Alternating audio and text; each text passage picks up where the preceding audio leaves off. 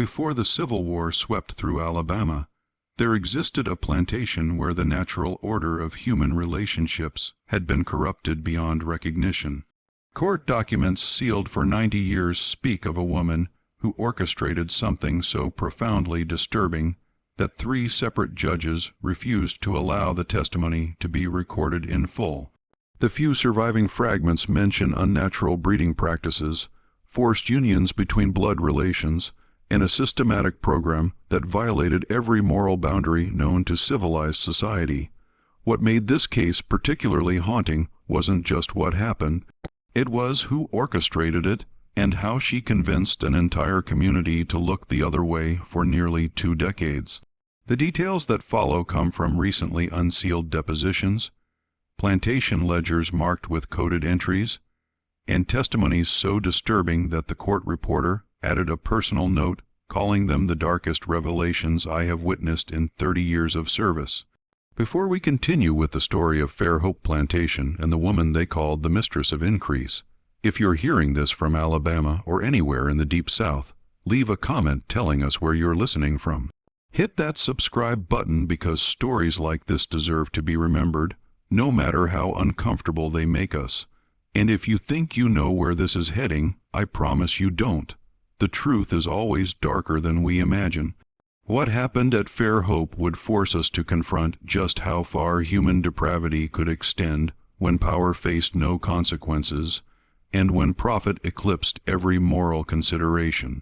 Fair Hope Plantation sat on 1,200 acres of prime cotton land in Wilcox County, Alabama, where the Alabama River curved through soil so rich it turned black after rain.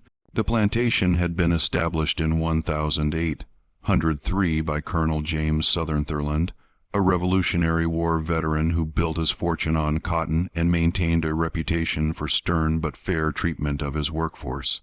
By the time of his death in 1839, Fair Hope was one of the most productive plantations in the county, with 97 enslaved people working the fields and maintaining an operation that generated wealth substantial enough to support the colonel's widow in considerable comfort.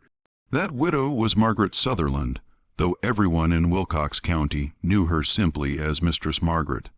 She was 41 years old when her husband died, leaving her sole ownership of the plantation and everything on it.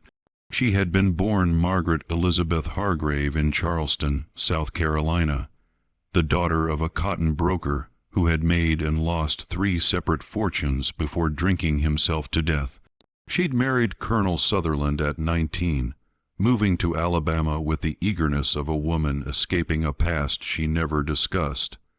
In the 22 years of their marriage, she had borne him 5 children, 4 sons, and 1 daughter. The sons were Thomas, age 20 at the time of their father's death, William, 18, Benjamin, 16, and Robert, 14. The daughter, Catherine, was only 12. Portraits commissioned in 1838 showed the family in their finest clothes, arranged around the colonel with the practiced formality of Southern aristocracy.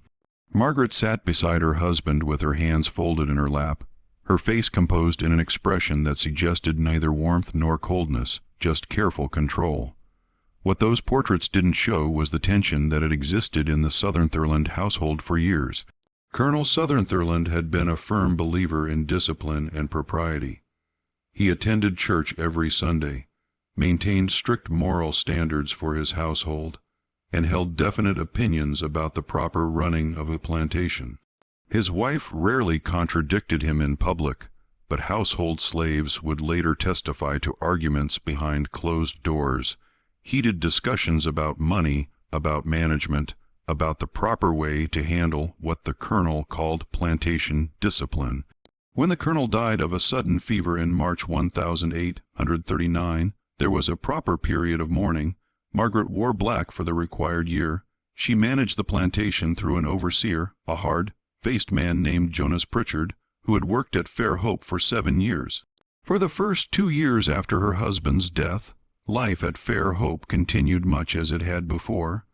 Then, in the spring of 1841, Mistress Margaret dismissed Jonas Pritchard. She told the neighboring planters that she wanted to manage Fair Hope more directly, that she felt an overseer was an unnecessary expense when she had 4 strong sons who could help her run the operation. This was unusual, but not unheard of. Widows sometimes took more active roles in plantation management.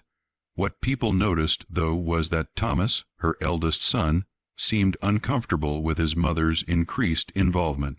He'd been preparing to attend the University of Alabama, but those plans were quietly abandoned.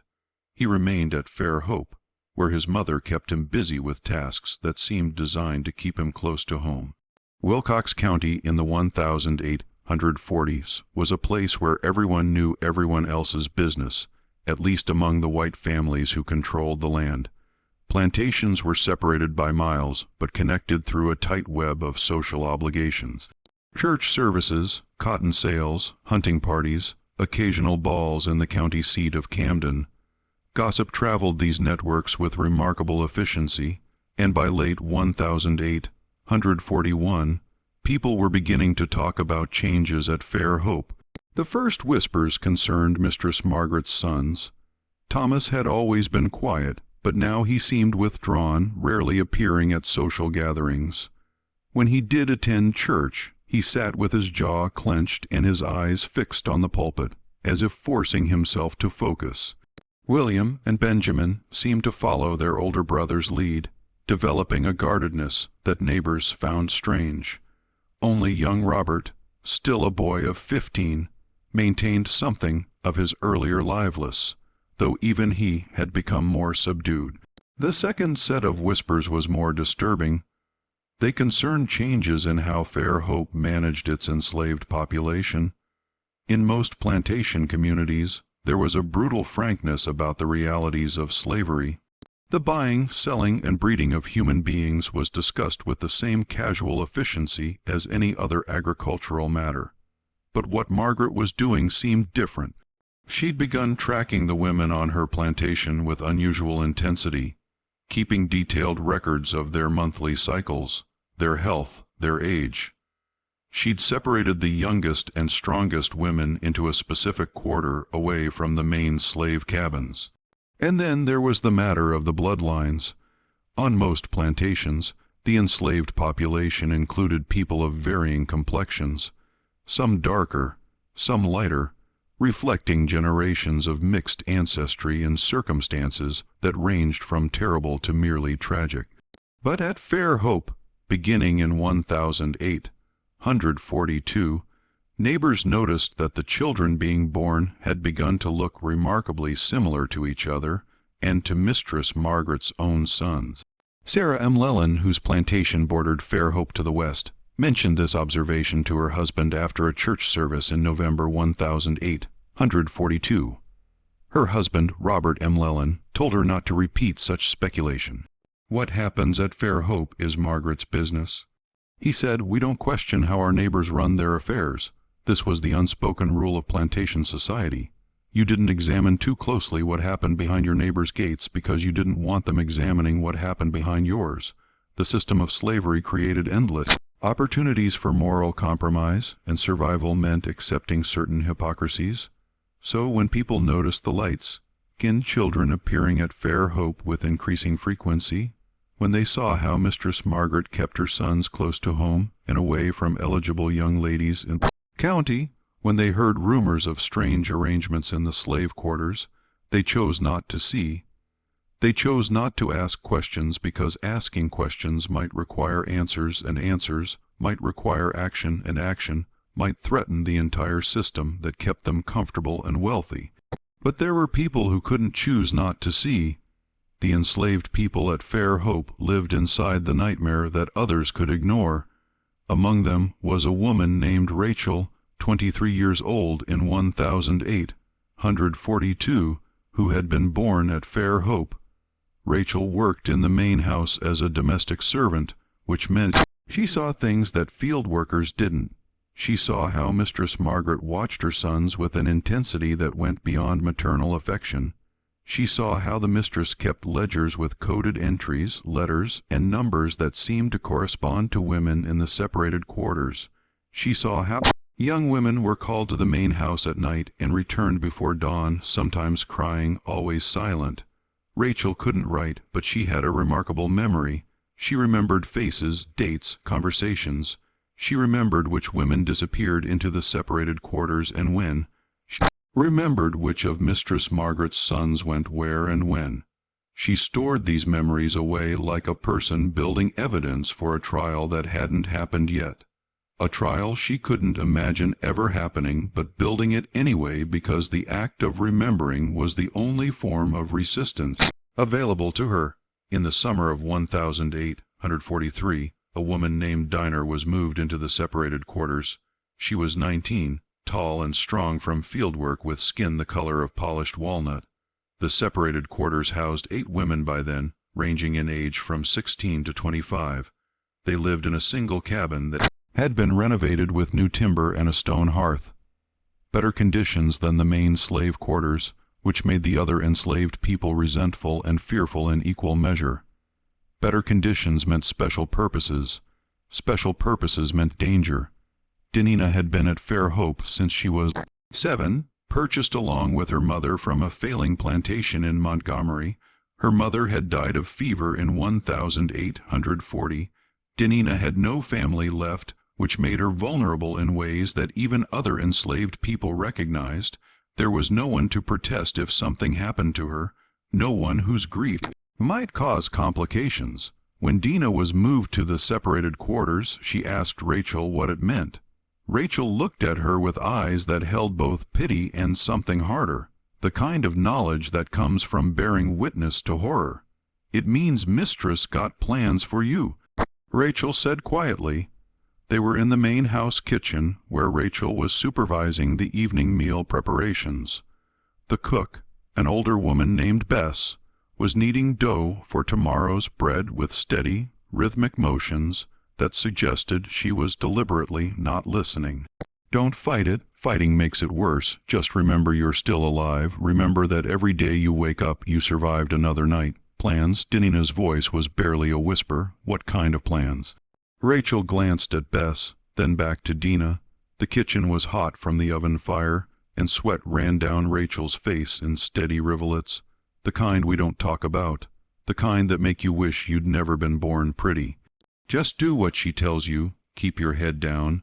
Maybe you'll survive it." That night, Dinah was called to the main house. Mistress Margaret met her in the parlor, the room where the colonel's portrait still hung above the fireplace. The mistress was wearing a dark blue dress, her hair pulled back severely, her face composed in that same expression of careful control that the portrait artist had captured years before. "Dinina," she said, and her voice was pleasant, almost warm. "I've been watching you. You're strong, healthy. You come from good stock. Your mother was an excellent worker before she fell ill. I have plans for you, plans that will ensure you're well taken care of, better than the field workers. Do you understand?" Dinina kept her eyes lowered. "Yes, mistress, look at me." Margaret's voice hardened slightly. When Dinina raised her eyes, she found the mistress studying her with the same intensity that a horse reader might study a promising mare. "You will be given responsibilities, special responsibilities. My son Thomas will explain them to you. You will obey him in all things. You will not discuss these responsibilities with anyone outside the separated quarters. Is that clear?" "Yes, mistress." "Good. Thomas is waiting in the library. Go to him now." Dinah went to the library, her heart hammering so hard she thought she might faint. Thomas Sutherland was 24 years old that summer, a lean man with his father's height and his mother's careful control. He stood by the window, looking out at the darkening yard, and didn't turn when Dinina entered. For a long moment there was only silence. Then Thomas spoke, his voice low and tight. "Close the door." Dinina closed the door. The library was lined with books that the colonel had collected over the years. Volumes on agricultural science, histories of the Revolution, collections of sermons. A lamp burned on the desk, casting shadows that seemed to move in the corners. "My mother has a system," Thomas said, still not looking at Dinina. "She believes in efficiency, in maximizing value. She's decided that the best way to increase the value of our holdings is to improve the bloodlines. Do you understand what that means?" Dinah didn't trust her voice, so she just shook her head. Thomas finally turned to face her. His expression was difficult to read, shame and resignation mixed with something that might have been pleading. "It means she wants the children born here to be of mixed blood, more mixed than usual. She believes it makes them more valuable, more intelligent, more capable of skilled work." He paused, swallowing hard. "She's decided that my brothers and I will contribute to this program." The full horror of what he was describing settled over Dinina like a shroud. This wasn't the common tragedy of enslaved women bearing their masters' children. That was horrific enough, but grimly familiar. This was something more calculated, more systematic. A breeding program designed and managed by a mother using her own sons as tools. "I'm sorry," Thomas whispered, and he sounded like he meant it, but sorry didn't change anything. Sorry was just a word that comfortable people used when they participated in horror while wishing they didn't have to. "You'll stay in this library tonight. In the morning, you'll return to separated quarters. This will happen regularly until you're with child. Then you'll be moved to a different cabin where you'll be well cared for until the birth. After that," he shrugged helplessly, "after that, my mother will decide." Dinina wanted to run. She wanted to scream. She wanted to set the entire plantation on fire and watch it burn, but she was one woman surrounded by armed white men in a county where enslaved people who rebelled were tortured and killed as examples, so she did what Rachel had advised. She survived the night. This was the system that Margaret Sutherland had created at Fair Hope Plantation. It was methodical, documented, and hidden in plain sight. The separated quarters held women selected for their youth and health. Margaret's sons, Thomas, William, and Benjamin, were assigned to different women on a rotating schedule that Margaret tracked in her ledger with clinical precision. The resulting children were raised in a separate nursery, given better food and clothing than other enslaved children, and groomed for positions as skilled workers or house servants. To the outside world, Fair Hope appeared successful and well managed. Cotton production remained strong. The enslaved population grew steadily, not through purchase, which required capital, but through what plantation owners euphemistically called natural increase. When neighboring planters complimented Margaret on her management skills, she accepted their praise with gracious modesty. What made this system particularly insidious was how it corrupted everyone it touched. The enslaved women who were forced into the separated quarters had no choice and bore the full weight of the trauma. But they also received marginally better treatment than field workers, which created resentment and division within the enslaved community. Some women, desperate to escape the brutal work of the cotton fields, actually hoped to be selected, a choice that wasn't really a choice, just a different form of horror. Margaret's sons were also victims of their mother's system, though their suffering was of a different magnitude. Thomas, the eldest, had essentially given up his own life and future. He never married. He rarely left Fair Hope. He performed his assigned role in his mother's breeding program with visible reluctance but ultimate compliance.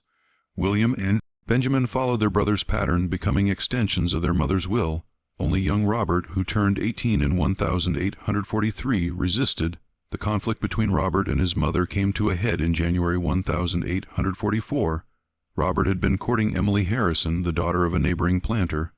Courtship had been proceeding normally. Sunday visits, chaperoned walks, letters exchanged under proper supervision.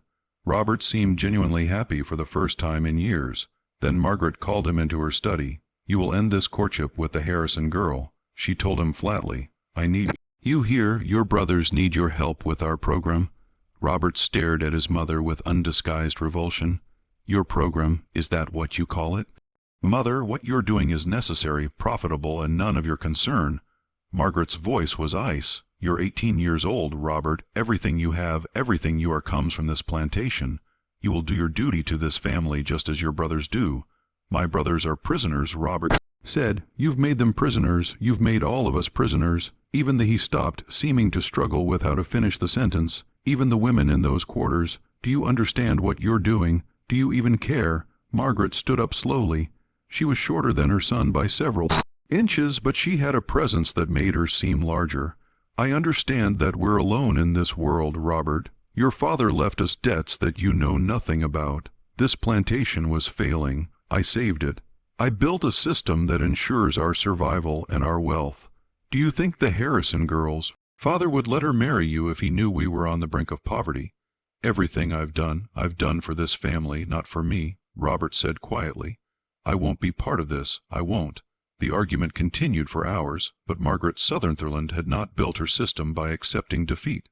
Over the following weeks, she systematically destroyed Robert's courtship with Emily Harrison.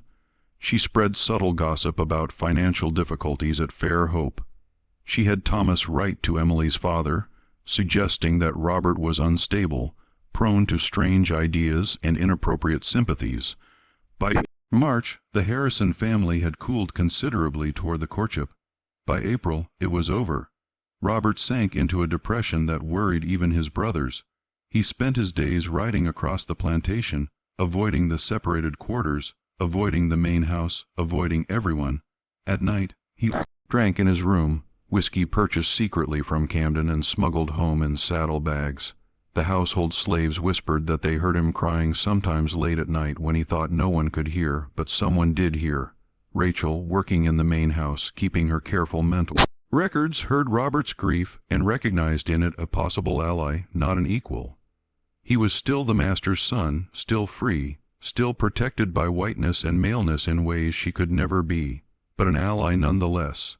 Someone who saw the horror for what it was, someone who suffered from it, even if his suffering was different from hers.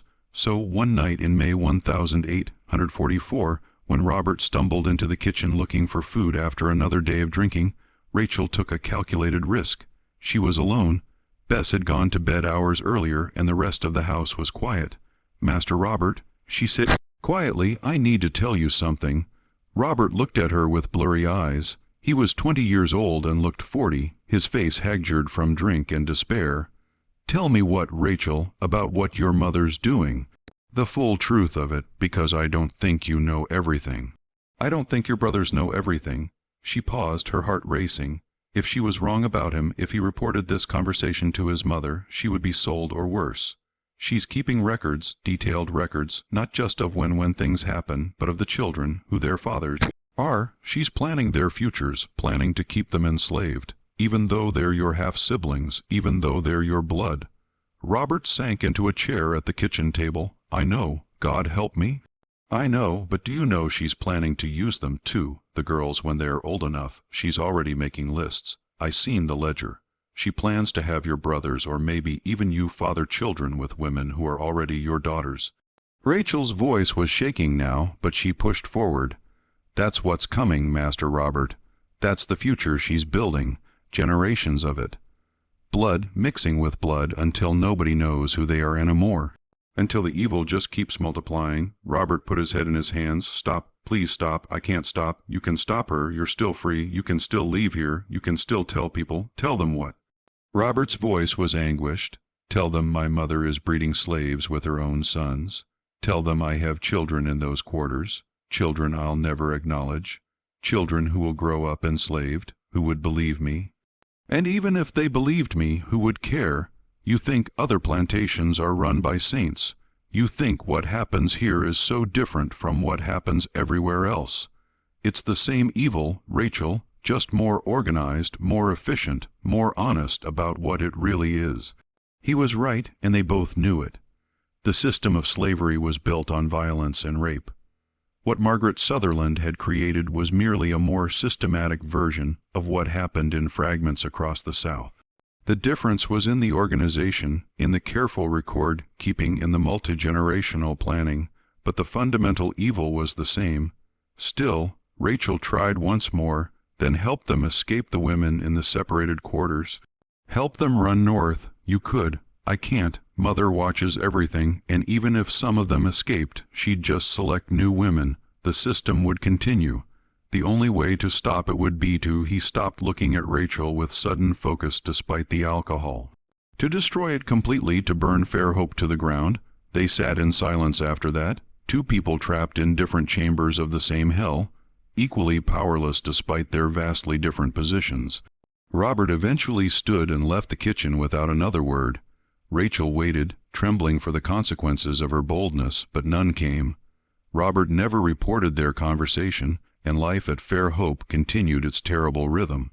By 1845, the system was fully operational and expanding. The separated quarters now held 12 women. Margaret's ledger listed 32 children born as part of her program, ranging in age from newborn to 3 years old. The plantation's overall enslaved population had grown to 143 people, making Fair Hope one of the larger operations in Wilcox County. Production remained strong. Financially, Margaret's system was succeeding exactly as she'd planned. But maintaining such a system required constant vigilance and increasing cruelty. Margaret couldn't allow dissent, couldn't allow communication that might expose her operation, couldn't allow any of the women in the separated quarters to form bonds that might lead to collective resistance. So, she rotated them regularly, breaking up friendships. She rewarded compliance with small privileges and punished reluctance with immediate withdrawal of those privileges. She kept them isolated from the broader enslaved community, preventing the formation of any unified response. This isolation was psychological as well as physical. The women in the separated quarters were told repeatedly that they were fortunate, that they had been selected for their superior qualities, that the children they bore would have better lives than field slaves, that their suffering served a higher purpose, the improvement of the race. Increase of value, the economic success that benefited everyone on the plantation. Margaret sold this narrative with conviction, and some of the women, desperate for meaning in their trauma, began to believe it. But not all of them. Dinina, now 21 and mother to a 2-year-old boy whose father was Thomas Sutherland, had never accepted Margaret's narrative. She had learned to perform compliance while maintaining a core of resistance in her mind. She was also, though she didn't know it yet, pregnant again, this time by William Sutherland following Margaret's rotation system. On a September evening in 1845, when Dinina returned to the separated quarters after another night in the main house, she found Rachel waiting outside the cabin. The two women had developed a careful friendship over the years, communicating in glances and brief exchanges when they crossed paths in the main house or yard. "I'm leaving," Rachel said without preamble, her voice barely above a whisper. "Found a way north. Someone who can help. I wanted to tell you before I go." Dina felt her heart lurch, half hope, half terror, when tomorrow night, new moon, darkness enough to get to the river. Rachel reached out and squeezed Dina's hand briefly. "I wanted to ask you to come, but you got a child. Makes running harder. And you pregnant again," Dina finished. "I know. Been sick the past 3 mornings. She felt tears burning her eyes. "Go, Rachel. Run far and fast. And when you get north, if you can tell somebody, tell them what happens here. Tell them everything." Rachel nodded. "I will. I promise you I will. And Dinina, survive. Just survive. Things can't stay like this forever. World's changing. War might be coming. Just survive until things change." They embraced briefly, 2 women holding each other in the darkness, and then Rachel disappeared into the shadows. The next morning, Mistress Margaret discovered her most trusted house servant was missing. The reaction was swift and terrible. Margaret sent her sons and 2 hired men into the woods with dogs. They tracked Rachel for 3 days, finally catching her 15 miles north of Fair Hope, hidden in a hollow tree near the Tombigbee River. What happened to Rachel after they brought her back became another one of Fair Hope's silences. The official record showed that she was sold to a trader heading to New Orleans, but enslaved people at Fair Hope whispered darker possibilities, that she'd been punished so severely she died, that she'd been buried in an unmarked grave in the woods, that Margaret Sutherland had made an example of her that was too terrible to speak about openly. Dinina never learned the truth. She only knew that Rachel was gone and that her promise to tell somebody what happened at Fair Hope had died with her escape attempt. The failed escape had consequences beyond Rachel's fate. Margaret tightened security throughout the plantation.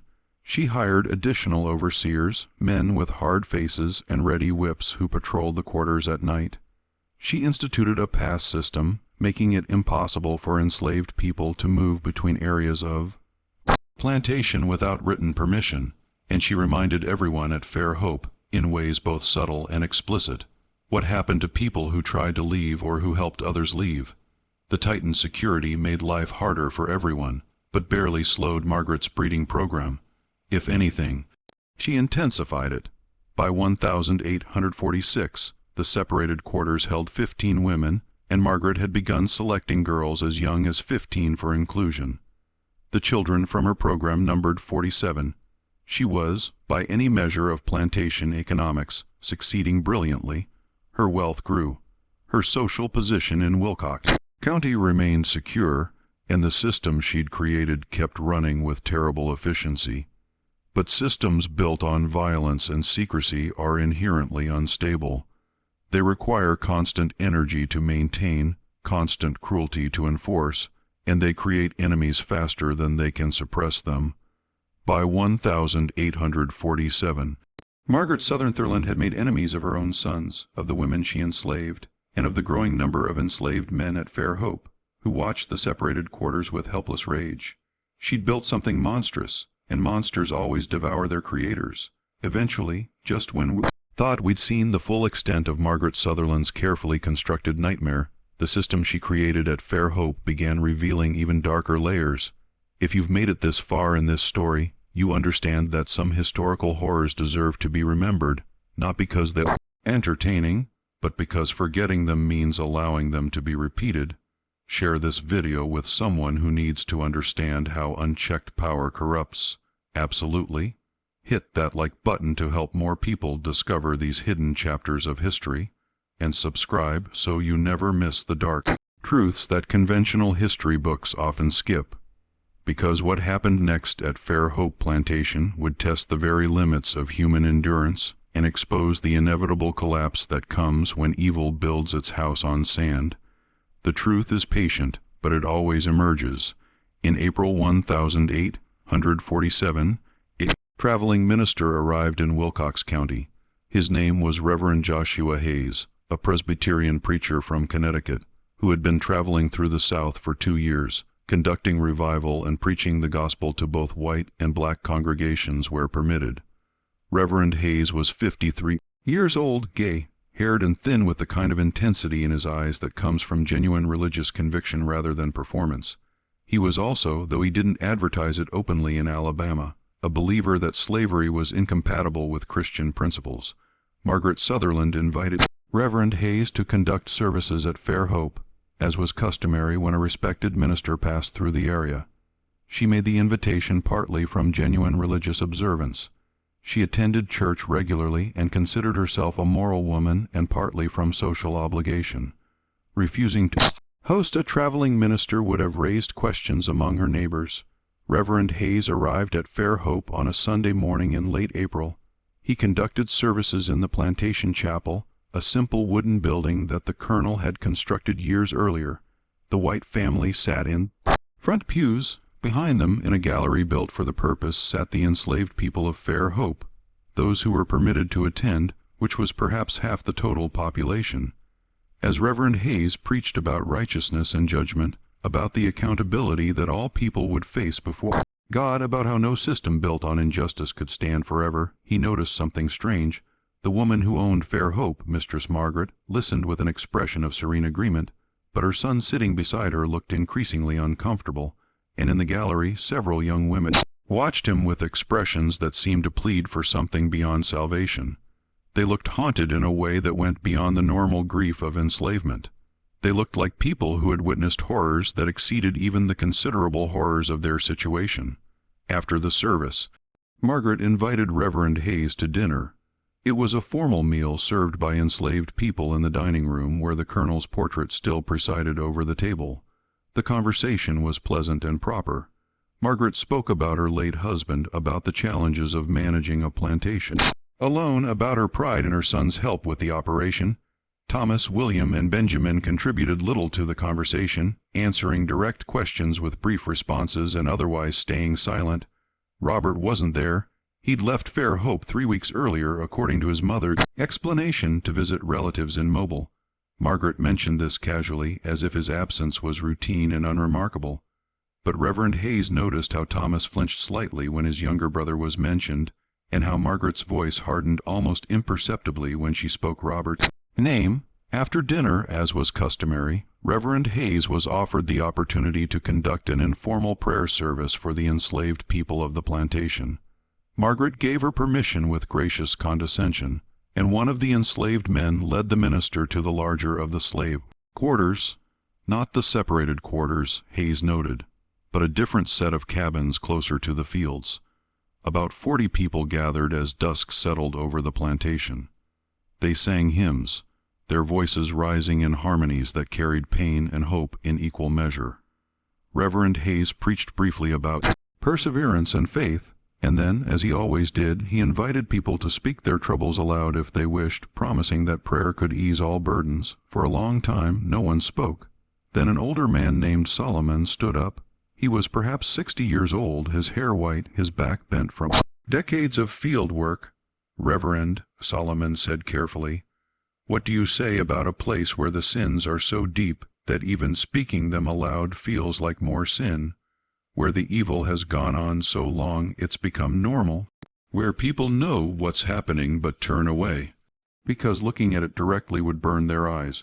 Reverend Hayes studied the old man carefully. "I'd say that evil thrives in silence, Solomon, that bearing witness is sometimes the only resistance available to the powerless, and that God sees everything, even what men try to hide." Solomon nodded slowly. Then he sat down without saying anything more, but a young woman in the back, Hayes didn't learn her name, stood up next. "Reverend, what happens to the children born from forced unions?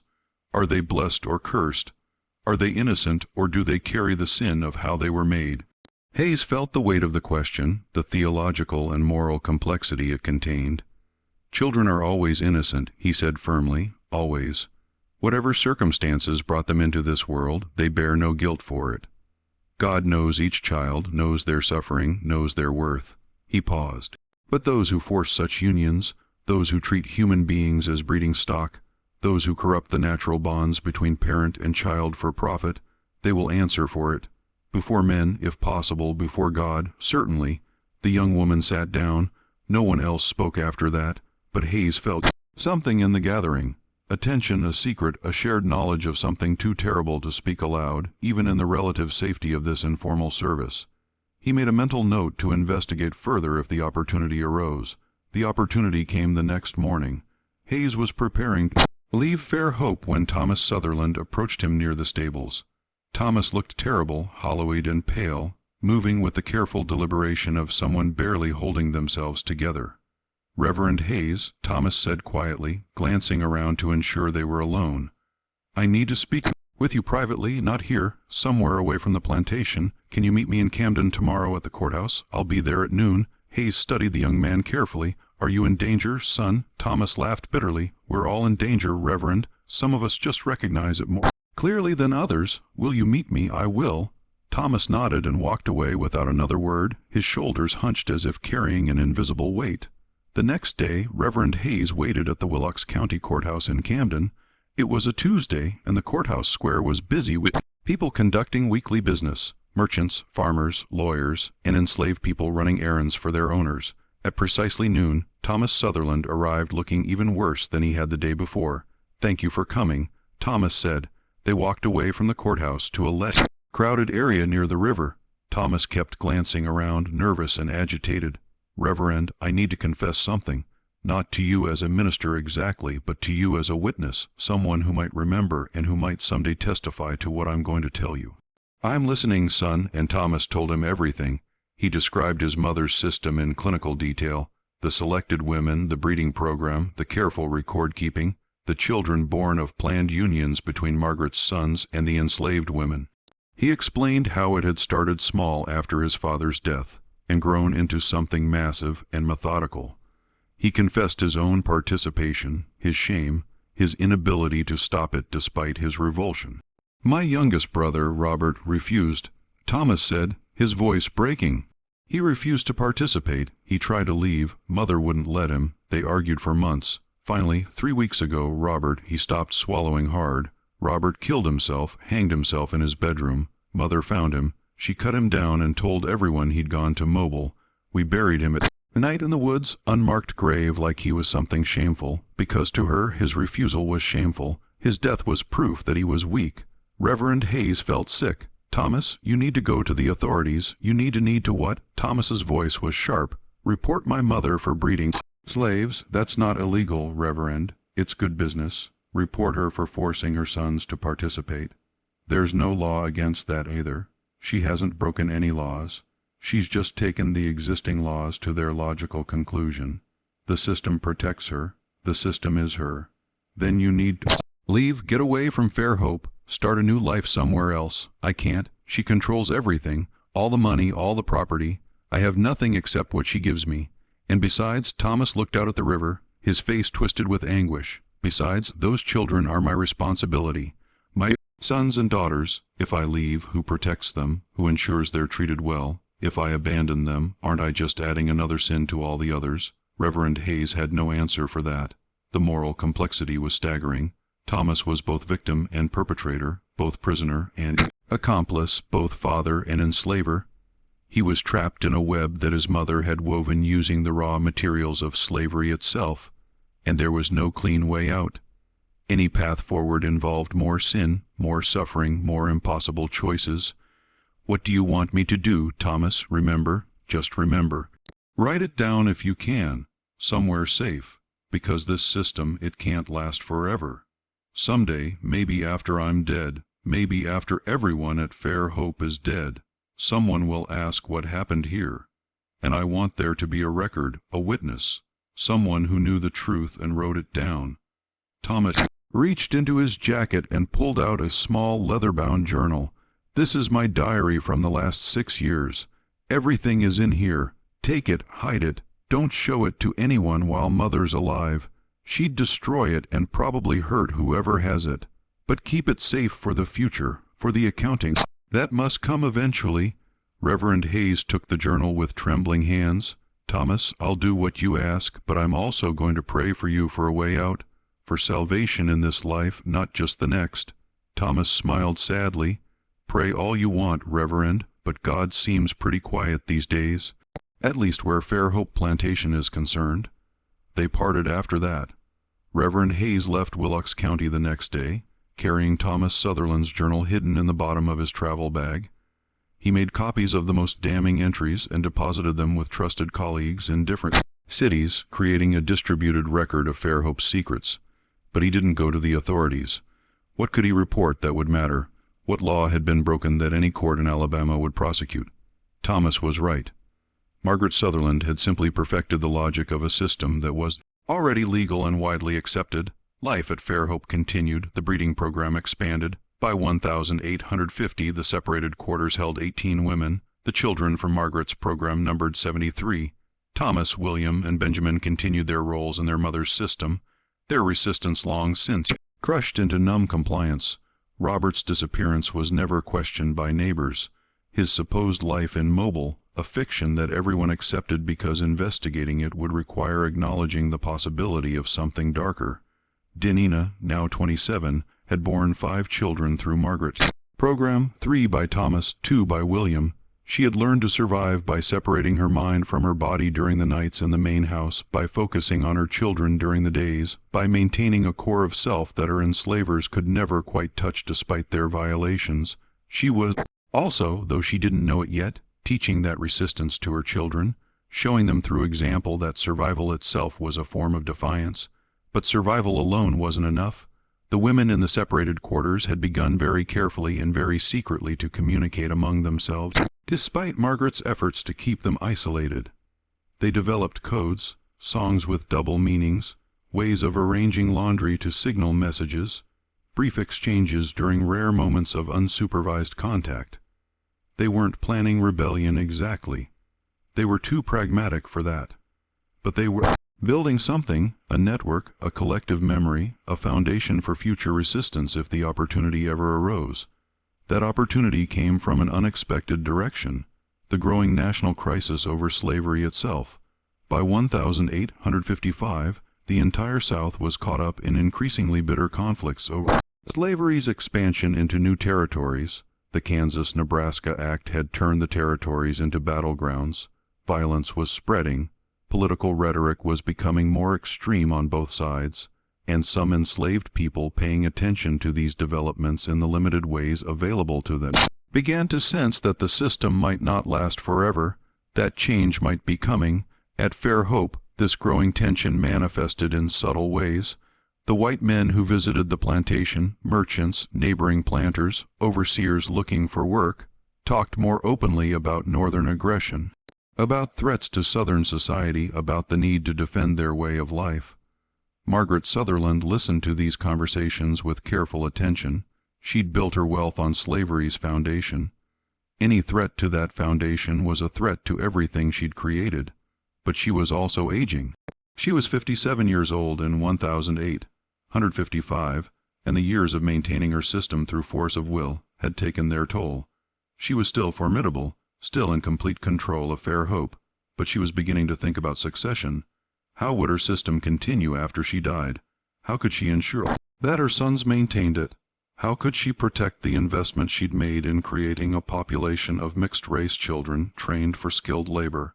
The answer, she decided, was documentation. She began creating more detailed records, not just the coded ledgers she'd always kept, but explicit written instructions for how the breeding program should continue. She wrote out the system's logic, its benefits, its procedures. She explained which women should be paired with which men based on their characteristics and bloodlines. She described her multigenerational plan.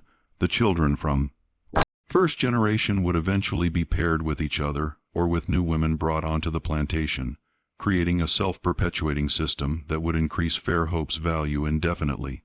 Margaret kept these documents in a locked box in her bedroom. She showed them to Thomas, explaining that he would inherit Fair Hope and the responsibility for maintaining her system. Thomas listened with the deaded compliance of someone who had given up fighting years ago. He nodded when she asked if he understood. He promised to continue her work, and he hated himself more completely than he ever had before. But someone else saw those documents, a woman named Hannah who had been selected for the separated quarters in 1008, 153 at age 16, worked sometimes as a house servant when Margaret needed extra help. On a March day in 1856, while cleaning Margaret's bedroom, Hannah saw the locked box sitting open on the desk. Margaret had stepped out momentarily to speak with an overseer. Hannah couldn't read well, but she could read well enough to understand what she was looking at. Instructions for breeding, plans for generations of enslavement, her own name, and the names of her friends in the separated quarters listed with notes about their characteristics and reproductive potential. Hannah didn't take the documents that would have been noticed immediately. Instead, she did something cleverer. She remembered. She memorized as much as she could in the brief moments before Margaret returned, and that night she shared what she'd learned with the other women in the separated quarters. The knowledge of Margaret's written plans changed something fundamental in those women. Before they'd known the system existed, but seeing its multigenerational scope written out explicitly, seeing themselves and their children reduced to breeding stock with calculated futures, crystallized their rage in a new way. They began making plans of their own. The plans were modest and practical. They couldn't escape. Security was too tight, and most of them had children they wouldn't abandon. They couldn't rebel openly. The consequences would be swift and fatal, but they could resist in small ways. They could slow down production. They could teach their children to read despite the prohibition. They could maintain their humanity despite every effort to reduce them to mere reproductive capacity, and they could wait for an opportunity. That opportunity came in 1861 when the war finally started. The attack on Fort Sumter in April sent shock waves through Alabama. Men began enlisting in Confederate forces. The careful social order that had kept plantation society functioning began to fray, and at Fair Hope, Margaret Sutherland faced her first serious challenge in 20 years. Her sons wanted to enlist. Thomas, William, and Benjamin came to their mother in May 1861 with a unified position. They wanted to fight for the Confederacy. It was, they argued, their duty as Southern men. It was what was expected. Everyone was enlisting. Staying home would be shameful. Margaret refused. She needed them at Fair Hope to maintain the system. The breeding program couldn't function without them. The war wouldn't last long. Everyone said so, and when it ended, their service to the family would have been more valuable than their service to the Confederacy. The argument that followed was the most serious challenge to Margaret's authority since Robert's rebellion 15 years earlier. This time, though, Thomas had his brother's support. They were done. The war offered escape, a purpose beyond the nightmare their mother had created. They would enlist whether she permitted it or not. Faced with this ultimatum, Margaret made a calculation. She could force them to stay, but forced compliance was increasingly difficult to maintain as her sons aged and her own strength waned. Better to let them enlist with her blessing and maintain some influence over them than to have them leave in rebellion. So she agreed, but with conditions they would return to Fair Hope regularly. They would maintain their responsibilities to their children, and they would ensure that the system continued after the war. Thomas, William, and Benjamin agreed to her conditions. In June 1861, all three enlisted in the 10th Alabama Infantry Regiment.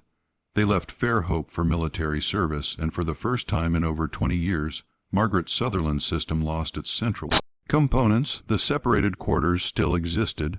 The women were still there. The children were still being raised according to Margaret's plans, but the men whose participation was essential to the breeding program were gone. Margaret hired overseers to maintain discipline and tried to continue the system using other means, but it wasn't the same. The overseers she hired didn't have the investment in the program that her sons had. They were brutal and efficient, but they lacked the complex emotional investment that had made her sons such effective tools. The system began to deteriorate, and the women in the separated quarters noticed. They noticed the reduced supervision. They noticed Margaret's increasing frustration and desperation. They noticed the war news filtering through the plantation, battles lost and won, territory changing hands, the possibility of Union forces reaching Alabama. They noticed and they waited. The wait lasted 4 years, 4 years of war, of privation, of growing chaos as the Confederacy collapsed. Thomas Sutherland was killed at Chickamauga in September 1863. William was wounded at Missionary Ridge in November and died of infection 3 weeks later. Only Benjamin survived the war, returning to Fair Hope in June 1865. Gaunt and traumatized and forever changed by what he'd witnessed. When Benjamin came home, he found Fair Hope barely recognizable. Margaret was 67 years old and failing. The plantation was in disarray. The war had ended. Slavery had ended. The 13th Amendment had abolished the entire system upon which Margaret had built her empire. The women in the separated quarters were free. The children born through Margaret's program were free. Everyone was free, but freedom was complicated. Where would they go? How would they survive? The infrastructure of slavery was gone, but nothing had replaced it. Most of the formerly enslaved people at Fair Hope stayed simply because they had nowhere else to go and no resources to leave. Some became sharecroppers, trading one form of exploitation for another slightly less brutal version. Some left for nearby cities, seeking whatever work they could find. A few headed north, chasing rumors of better opportunities. Dinina stayed.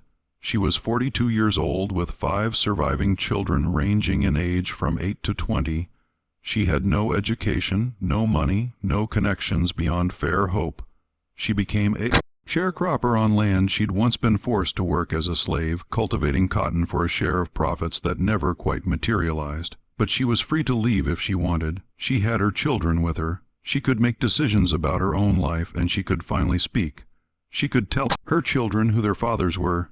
She could explain what had happened in the separated quarters. She could name the system that had created them and the woman who had designed it. Margaret Sutherland died in November 1865, 6 months after the war ended. She never acknowledged the destruction of her system. She never apologized. She never showed remorse. She died believing she had done what was necessary, that she had been efficient and practical, that history would eventually recognize her genius. She was wrong about that last part. Benjamin inherited Fair Hope, but he couldn't maintain it. The plantation economy had collapsed. He had no capital to hire workers and no stomach for the sharecropping system that was replacing slavery. In 1867, he sold Fair Hope to a northern speculator for a fraction of its former value. The buyer subdivided the land and sold parcels to various purchasers, including, ironically, several formerly enslaved families who had saved enough to buy small plots. Benjamin moved to New Orleans, where he died of yellow fever in 1869. He never married. He never spoke publicly about what had happened at Fair Hope. The shame consumed him as thoroughly as it had consumed Robert years earlier, just more slowly. The story might have ended there, buried with the people who lived it, except for three things. First, Thomas Sutherland's diary still existed. Reverend Joshua Hayes had kept it safe as promised. After his death in 1871, his papers were donated to a Presbyterian seminary library where they sat largely unexamined for decades. Second, the formerly enslaved people who had lived through Margaret's system remembered. They told their children. They told their grandchildren.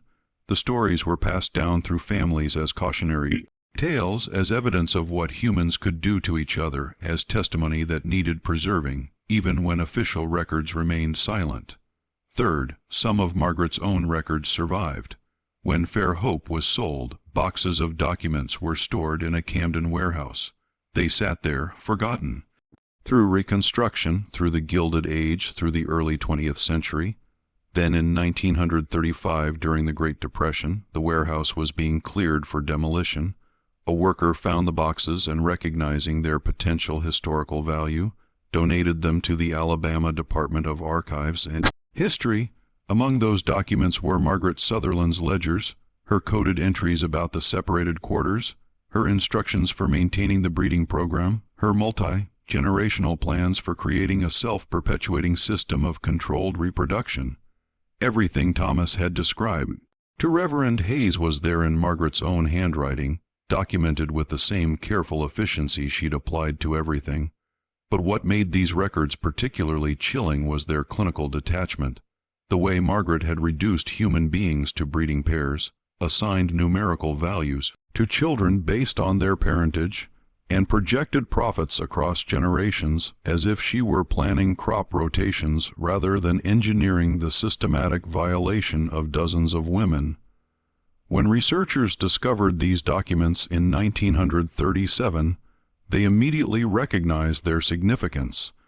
Here was explicit evidence of something that historians had long suspected, but rarely found documented so thoroughly: the systematic breeding of enslaved people, organized and managed with the same attention to detail that might be applied to livestock. What made Margaret's records unique was their scale, their multigenerational planning, and the horrifying involvement of her own sons. The documents also revealed something researchers hadn't expected: annotations in the margins written in what appeared to be Thomas's handwriting expressing anguish and self-affirmation. Brief phrases like, "God forgive me and I am damned," appeared beside his mother's cold calculations, creating a heartbreaking counterpoint to her methodical evil. The archives initially restricted access to the documents, considering them too disturbing for general research. 3 separate review committees examined the materials and debated whether they should be preserved at all or destroyed to protect the dignity of the descendants of those who had suffered at Fair Hope. The debates were intense and emotional. Some argued that destruction would compound the crime by erasing evidence of what had happened. Others worried that preservation would sensationalize trauma and reduce real people's suffering to academic curiosities. Eventually, a compromise was reached. The documents would be preserved but sealed, accessible only to serious researchers who could demonstrate legitimate scholarly purpose, and who agreed to treat the materials with appropriate gravity. They remained sealed until 1947, when a graduate student named Eleanor Washington, herself a descendant of enslaved people from Alabama, petitioned for access. She argued that understanding such horrors was essential to confronting American history honestly, and that the voices of the victims preserved in depositions and testimony that had been included in the archive boxes deserved to be heard.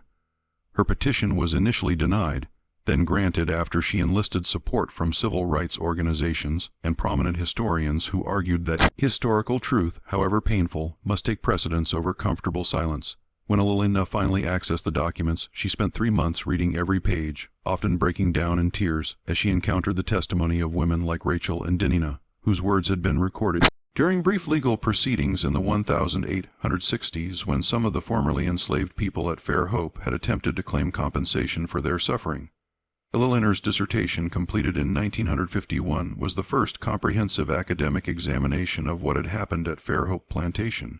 She titled it The Arithmetic of Evil Systematic Breeding and the Corruption of Family at an Alabama Plantation 1839-1865. The dissertation was controversial, with some scholars questioning whether such explicit examination of sexual violence was appropriate for academic discourse. But Elinor persisted, arguing that sanitizing history to make it palatable was itself a form of violence against those who had suffered. Her work slowly entered the historical record, cited by other researchers studying the full scope of slavery's horrors, and gradually the story of Fair Hope Plantation became known. Beyond the sealed archives where it had been hidden for so long, this mystery shows us something profoundly disturbing about human nature. How easily we can construct elaborate justifications for evil when that evil serves our interests. Margaret Sutherland believed she was being practical, efficient, innovative, taking the logic of slavery to its natural conclusion and maximizing her returns. She never saw herself as a monster, just as a widow doing what was necessary to survive in a difficult world. But the system she created was monstrous precisely because it was so methodical, so planned, so thoroughly integrated into the legal and social structures of her time. What do you think of this story? Do you believe Margaret Sutherland saw herself as a monster, or did she genuinely believe she was just being practical? How do we reckon with historical horrors that were legal in their time, but unconscionable by any moral standard? Leave your thoughts in the comments below.